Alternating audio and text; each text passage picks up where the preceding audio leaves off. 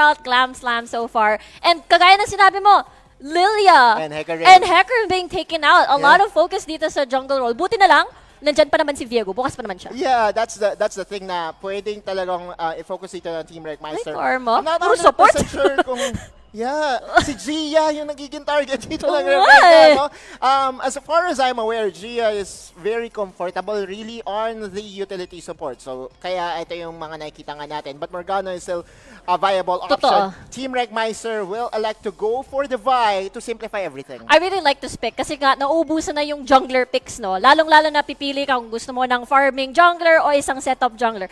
I think setup jungler is always, it does feel like siya yung pinaka-meta at least dito sa Glam Slam. If you're able to start the fights early, usually parang nahihirapan na yung mga teams na maka-recover dito. Sona, the new and improved Sona dito nga sa League of Legends Wild Rift, definitely different from League of Legends PC.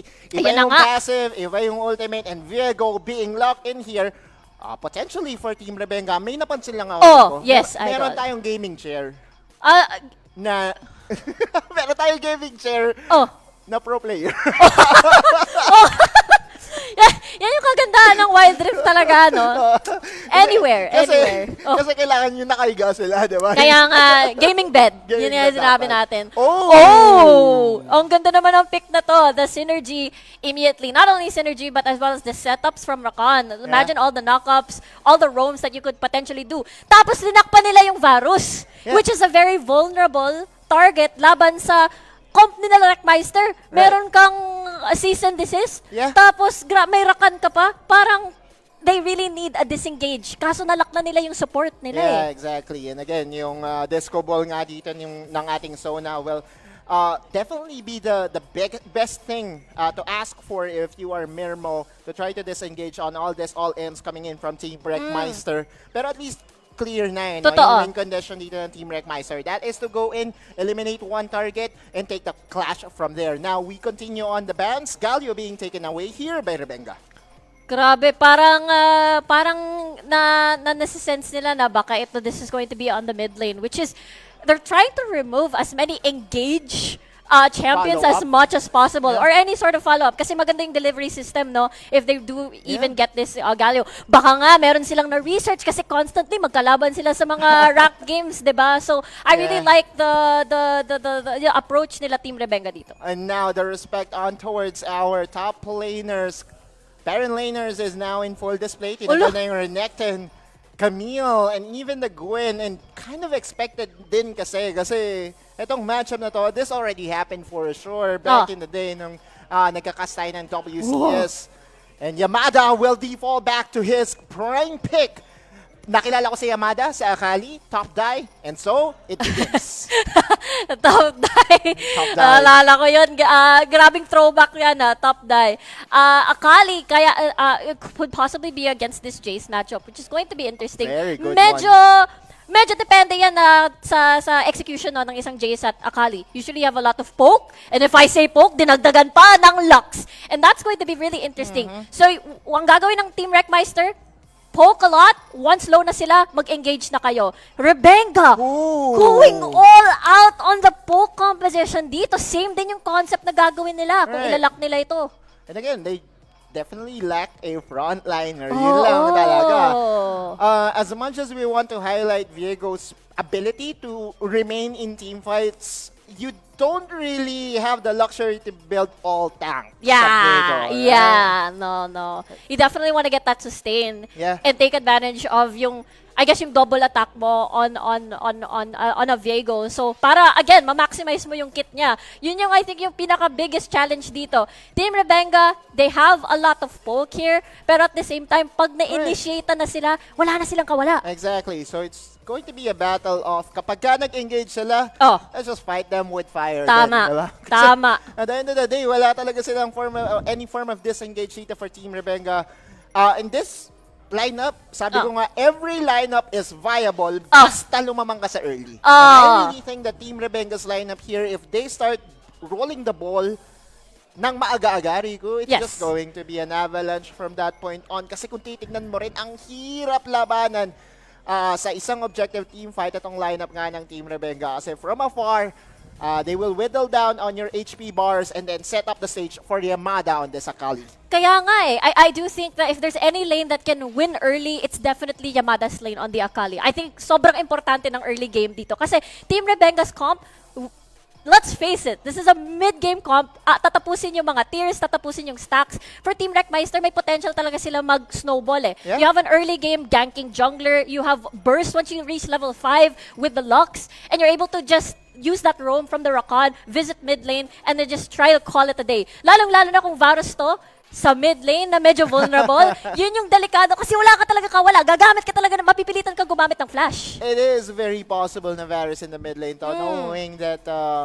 Mirmo, Yeah, yung Ezreal. preference niya in playing Ezreal, Yeah. very well documented mga lods. And again, Ooh. big reminder sa lahat esports caster kami, kaya yung mga nilalapag namin mga trivia dito is mainly concerning din sa mga esports experience nila. Woo! But now is the time that we focus on what is here with us. Glam Slam week number 4, round number 1 begins today. Woo! Napaka-exciting naman itong first game natin. Again, ito na ba yung kauna-unahang 2-1 na makikita natin sa Glam Slam? Posibleng mangyari yon. Right now, though, yung tanong natin if it's going to be a Varus in the mid lane, looks like It is. It is going to be a Varus in Uy! the mid lane. And just a very aggressive start coming in from the main duo nga. What? Grabe naman si Sungit. Hindi, no holding back at all. By the way, wala siyang ginamit na summoner spells. Everything Right. intact here. And again, ito yung Lux versus Varus matchup. I want to talk about that a little Yeah. bit more. Isang Varus matchup kasi, you really can pass through your minions to damage your opposition. Meanwhile, isang Lux, yes, you can do that as well. Yeah. With your third skill, I suppose. Pero ang problema nun, kailangan mo pa mag-auto-attack and you have to combine everything. Iba yung poke ng isang Lux versus isang Varus, mas malakas. Yeah. And mas malakas yung auto-attack niya rin. So, may ikot-ikot pa nga si Sungit Actually, yun dito. talaga yung pinakamalaki dito, yung aurahan nga ng normal attack. Oo. Is definitely being at the advantage ngayon ng Varus nga natin. Case in point, may first blood advantage. Agad? So that will definitely be big as we move forward here. Meanwhile, dito sa bottom lane, kita-kita natin yung comfort of Joyed and Gia working together. Oo, sobrang they're able to get the winning lane. They're able to get priority as well. Pero Gia being able to push through that, yung distansya na yun, maaabot talaga ng tore yun. Yeah, yung plus wala na ring mana dito si Babe, pero ito na si Rebengga going for the first gank. Level 4 pa lang siya, wala pa yung ultimate. And so the wise decision is to just back away. On the top line though, Yamada, level 5 na rito si Zell. Is he going to find it? Level 5. Even with Angel. And that will be the first gank completed. Ang ganda ng setup dito ng Team Recmeister. Nakakaano nga talaga yun eh. Parang yung tower range talaga what do you call this? Very deceiving, if you will. Pero at this point, again, that's the beautiful thing about a Vi pick. Very reliable. Basta na-lock in mo na talaga yung target mo, hahabulin at hahabulin niya talaga ang yung hinahabol mo basically. So, ang ganda ng setup. Again, it's about getting priority and I think Recmeister is doing a good job setting up these possible tower dives. Not only, by the way, sa top lane pati sa bot lane, sineset up din nila kanina. And so now meron silang information, but Gia going all in. Hindi pa siya level 5 dito. At kita mo naman dito si Mirmo, wala siyang katakot-takot. Talagang piningas muna yung buhay ni Gia para wala ng follow-up. Kaya nga eh. Honestly, that's a really good call from the side of the bot lane of Team Rebengga, no? Sila Mirmo. So important, by the way, they need to push this wave. Yan ang kahinaan ng isang Ezreal, di ba? Hindi siya ang magandang champion para pagdating sa wave clear. And the fact that you still need to build that tier means you're incredibly vulnerable and that's why Team Recmeister wants to really push that issue. Yeah, they still need to respect din yung all-in potential dito coming in from Team Recmeister. No ganks, at least for now, for Team Rebengga. Pero meron na tayong nakikitang lead bagya dahil nga sa solo kill nga dito ni Sungit. By the way, Sungit is still going for the attack speed build dito sa mid lane rather than going for the conventional poke mid lane chase. Mid lane Varus that we often see. Oh, perfect execution. Uy. It is going to be the all-in combination. Uy. Breaker with the follow-through. Itong si Rebengga, expedite muna. Ang ganda naman ng gank ngayon. Bumawi naman ang top lane ng Team Rebengga dito pagkatapos ng isang gank. Yun na nga yung kanilang bawi this time. And I think it's really, really needed. Ang isang Akali, syempre, you really need to... I think these two picks in general, sila Jay siya kasi Akali, napaka-importante talaga na maganda yung early game nila para pagka-transition na pagdating sa mid-game, pagdating sa mga objectives, komportable, they're able to deal the needed damage that they really have to do. At nakakatulong pa kay Yamada rito yung tower plates. Oo, yun pa. Dahil naihatid niya nga si Baby's Corner on the top side. Which is a very... I would say welcome change nga na meron tayo dito sa League of Legends Wild Rift a couple of seconds before the objective spawns up here, Rico. For 10 seconds on the clock, kadalasan na nakikita natin no, sa Glam Slam, it's always the trade. Whoever finishes the objective much faster will be able to start the fight. So tingnan natin kung sino yung mauuna. Honestly speaking, I think Team Recmeister can try to initiate this time around. Team Rebengga, with the comp that they have right now and the items that they have right now, I don't think they will win pag hindi sila yung nagsimula. 50-50, Rebengga going for the smite. Secured kagad dito. The Sis and the Sis will connect onto Rebengga. Three-man knock-up mula sa support ng Team Recmeister. Now, Joyd is free to hit. Pero dalawa na. Here comes Zell. Zell with a flanking play. Perfect. Yamada entering. Triple kill possibly. And that will be the triple kill para kay Zell. Clean up para kay Yamada. Here comes the perfect execution. Flash through. Ray for the exit. Pero wala na magagawang pagtaka. Oh! The shutdown. Naka-triple kill naman yung Jace. Pero si Yamada na-cash in niya agad from the bank. Ang galing ng ginawa niya. And again, I really think that kind of play, I stick to what I said. In a 5v5 scenario at this point of the game, I think that Team Recmeister should win. But let's check out this fight here dito sa may Herald. Rebengga going all in, just trying to zone away yung mga members ng Team Recmeister. 3v5 tayo ngayon, wala yung mga ultimates, kaya walang pang-initiate ngayon ng Team Recmeister. Delikado nga. Lalong-lalo na yung the one that won the deal sa pinakadulo is si Yamada talaga on this Akali. And again, objective secured para sa kanila. Honestly, that's a really good deal. Kahit naka-triple kill naman itong si Jace. Pero at the end of the day, Diyos ko, munti ka na yon si Gia. Yeah, Chain of Corruption, very close. 45 health, and there you go. The first tower destroyed here by Team Rebengga. Napag-usapan natin to. Any lineup will work as long as you get the early game advantage. They're trying to shut down dito si Yamada. 5 kills na itong si Yamada so far. But a 2v1. What? Pumasok na! There you go, the shutdown. It's a 1-for-1. Gustong-gusto ko yung ginawa nila dun I know. It's crazy. But here comes Rebengga dito sa may bottom lane na hindi talaga sila tumitigil sa pressure dito. On the top side, on the bot lane, laging may action. Ray is going to get caught here by the Spectral Mo. May kasama na rin Heartbreaker kaya nawala agad yung buhay ni Ray. Look at Rebengga just going for a flanking play. And Ray, through shot barrage mula kay Mirmo. Shoot na shoot talaga. Uy, pumasok! Another one. Exhausted ngayon si Joyed. Wala siya masyadong damage and that's the problem. Walang mana si Mirmo. Kailangan niya na mag-back away. Andito na si Angel. Good grand entrance. And that will be one down for Team Rebengga. Sa sunod na rin si Bay. Sungit. Uy! Potentially. Cease and desist Chain of Corruption. And this 2v2 will go to the side of Sungit. Uy, di pa tapos. Ang bilis ng attack speed. Kaso hindi tumama. Yung piercing arrow. One more. Cash in. Ang daming pangyayari doon. I feel like both teams overstayed their welcome there. Kaya parang bawi after bawi. It's always the shutdowns happening on your screens. And in the end, I feel like talaga si Team Rebengga ang nanalo. Yes, let's just say that 2K gold lang yung agwat nitong dalawang teams. Pero wag nating kakalimutan, sila yung nakakuha ng Dragon. Sila nakakuha ng Rift Herald. Kumbaga, kahit nakakita tayo ng kung ilang skirmishes for the past 8 minutes, it's still in the end Rebengga building up towards that mid to late game. Yeah, and plus 2K na rin yung kalamangan nila rito. Oh. By the way, 7 kill participation ang meron dito si Sungit on that Varus na nabuo na rin yung kanyang first item, Terminus. Very interesting, pero ito yung isa sa mga bagong items din na meron tayo for Wild Rift.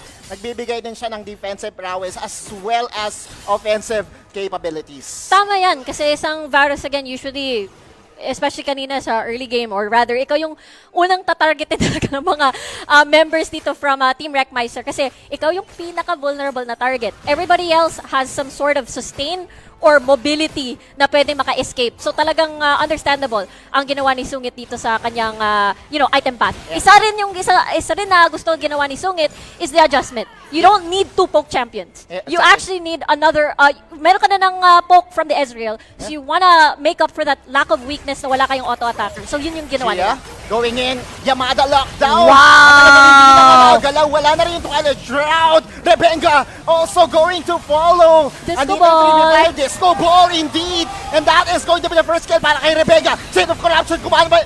Okay, Angel and now Sugit is going to get all in. So yan, nagwawala na sa harap at yung ADC ng Mirmo going for the casualty. But in the end, Team Recmeister ngayon ang umubos sa Rebengga. Mainit! Yun yung pinakaunang nakita natin na totoong 5v5. Sobrang ganda ng ginawa nila Team Recmeister. Alam mo yung ginawa nila? The push and pull. Drenag sila Team Rebengga na papunta sa kanila. Instead of going to fight on their tower, kumbaga nag-tunnel vision tuloy. Ang daming low health members on the side of Team Recmeister. Pero in the end, they were able to do the tug of war in their favor. Oh, hold on, mid lane. Okay lang si Yamada. Pero again, napakatalino. Napakagandang team fight juggle. Kumbaga, ang tawag ko sa ganun na sitwasyon, ang ginawa nila Team Recmeister. Yeah, very good job indeed. And Yamada was a huge chunk of damage na nawala. Agad-agad kanina. Half health tayo sa Infernal Dragon. It will be the battle of the fights. It will Rebengga! Now the team fight. Yamada nasa likod na. Ray. Iniwasan nyo kayang final spark. Hinahanap si Zell. At si Zell yung unang mawawala. Ngayon, nandito na si Mirmo to clean things up. It's a time of Mirmo to free hit. At alam natin kung ano yung kwento kapag ang free hit ay ang isang Mirmo. Now 5v2 dito sa may bot lane. Heartbreaker. Going to juggle yung mga tower damage. It's going to be an eventual win para sa Team Rebengga. The person that came out huge in that team fight was Yamada. Nag-dive siya sa likod ng Dragon and Team Recmeister was so busy kasi nga lone na siya. So kumbaga yung flank nila hindi safe. Nakat yung retreat nila and kagaya ng sinabi mo, yung free hit yung pinaka-importante doon. Si Nonchalant ADC or si Mirmo in general ay naging nonchalant nga doon kasi nga sobrang busy nila Recmeister kay Yamada and he really kept them going. Yeah. Nakita rin kasi ni Yamada yung isang malaking chunk na nawala sa kanila kanina which was hits damage, but this time around making sure na yung perfect execution niya ay aabot sa backline. No wonder Team Rebengga won that fight. Oo, as in naubos talaga yung kanilang mga numero kanina and this has been a tug of war in general sa gold ha. Pero I feel like at the end of the day, Team Rebengga feels like they always get the best deal out of it kasi nga objectives nasa sa kanila. And the pressure is on. Nasa soul point na. Oo nga exactly. Ice Dragon Soul is going to just help them slow things down for their side. Pero ito na nga, buhay na yung ating Baby Baron. 12 minutes Baron, very squishy. Still needs to be respected on the bot lane though. Mukhang nagkakaroon ng laban. Si Yamada, uma-outplay ng dalawa. As we look into the replay kanina. Uy, namatay si Yamada. Kaya Baron na sila. Oh, okay. I think we have to go back to live gameplay para makita natin. And yes, you're right. Yamada went down. That was a 2v1 na nilaro niya. And that's not what you want to do. Rebengga and company though on the chase. They need to wait for Yamada for sure. This is an ang talino ng ginawa nila Team Recmeister hold that thought. That's a very good route. Magandang chain of corruptions lang talaga yung pinaka-reliable na mag-start ng fight. Teka lang. -1 agad-agad in trade for a tower. And now the pings are going in. Alam nila na yung jungle nasa EDSA pa. Pero naalala ko tuloy yung trend ng LRT2 last week. Sino bang hindi makakaalala kay trend ng LRT2? Nagwawala talaga yung ating trend last week. Oo, Bolivar yun. Pero tingnan natin Baron sinisimula na. Gia going in. Ganda ng knock-up. At na-target nga dito si Bay, but the disco ball still available for the taking. Cease and desist onto a primary target. Uy! Angel 1 Uy pa rin! Mabubuhat. Rebengga! Mirmo yung nawala. And Mirmo going down. But Yamada to save the day. Yamada getting access to the backline once again with Rebengga to back up. Hindi kailangan si Mirmo at least for the team fight. Alam nila, na-recognize talaga nila na mananalo sila sa fight na yon. And Angel being low was going to be very risky. Kaya nag-retreat na lang Kasi Baron is live. If the jungler dies, it might be GG. All the objectives are going to be on towards the Team Rebengga. Kaya talagang inalagaan nila yung buhay kesa manalo sa fight. And I think that's the reason why I think this is the better end of the deal. Lose 3 players versus lose Baron. I think it's fine kasi mas mahirap kalabanin yun pag all buffed up na and lalong-lalo na with the lead, the 2K lead that Team Rebengga has. I just want to commend Team Recmeister dito. Oh. We all know how important KDA is for Mirmo. Totoo. There were times in where we are casting Mirmo na natalo sila 0 death shot. Pero ngayon nakakaapat no? And that just goes to show na yung game plan dito ni Recmeister is still working wonders for them. Malapit pa rin naman yung score, di ba? We are just separated by a couple of 1,000 gold. Pero ang pinaka-importante dito ay itong ang Dragon Soul na posible nga makuha dito ng Team Rebengga. At ito na nga yung kailangan i-defend nila Team Recmeister here. Are they equipped? We talked about the mid-game. It's 15 minutes already. And Team Rebengga has all the tools to actually win this team fight now. Let's listen in sa team comms natin para sa magwawalang battle natin ngayon para marinig rin natin yung perspective nila. Sa Baron na tayo mag-poke. Sa Dragon na pala mag-poke, I mean. Ano lang. Control mid tayo, tol. Pag pinasok tayo, hintayin ako mag-ult yan eh. Tara, nakuha natin mid ah.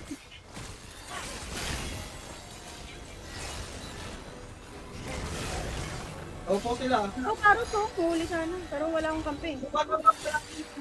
Eto, Biaga ah. Ge. Pwede control mid ulit, tol. Hindi.